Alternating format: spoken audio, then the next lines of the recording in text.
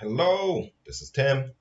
This is book one for July 2020. And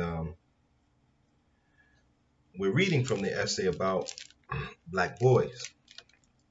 It's a book of essays. These are the best books because you can go through them, you can read them from back to front, you can read the essays that really reach out and grab you first and then go back and read the rest. I love books like this. Okay, so let's continue. The lighting is off because it's real dreary day. So excuse that, but police perception and disrespect. To resist is proactive, maybe even revolutionary for a child. Resistance seeks to change police behavior. Unfortunately, neither resistance nor avoidance has been particularly effective in preventing abuses and rectifying injustices against black youth. In fact, resistance may contribute to violent and sometimes deadly confrontations with the police. Resistance in the form of flight, for example, has been particularly problematic for black boys, not only because it leads the police to retaliate, but also because it adds a layer of suspicion to the officer's assessment of reasonable, articulable suspicion and probable cause under the Fourth Amendment. Flight from the police allows the officers, and later in the courts, to make peremptory assumptions about the guilt of the one who runs. At its worst, flight may convert a routine encounter into a deadly pursuit. Like youth, police officers bring their own social and psychological assumptions into each encounter they have with young people. Those assumptions dictate what officers will expect and often cause them to develop conscious or subconscious schema for handling juveniles. Police expect youth to be anti-authoritarian.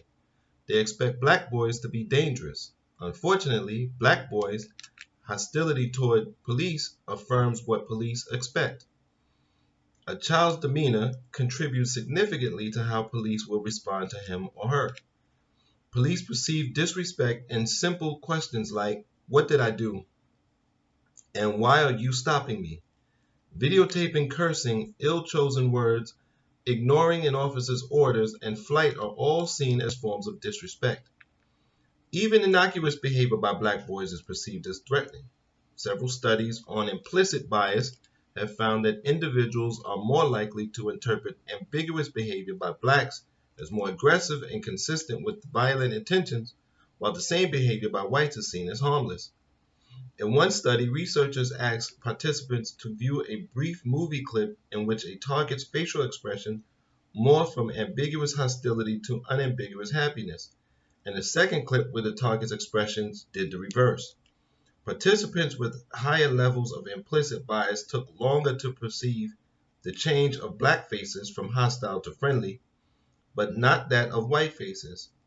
In the second clip, those same participants perceived the onset of hostility much earlier for black faces than for white faces. In another study, researchers asked participants to view a series of black or white faces, then determine whether some object was crime-related or neutral.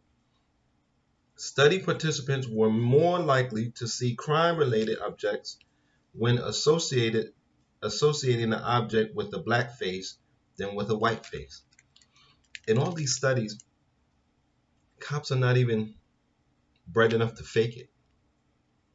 That's the good part, that we get the honest, but it also shows you what police are. Perceived resistance during face-to-face encounters only provokes greater hostility, disrespect, and ultimately physical force from the police.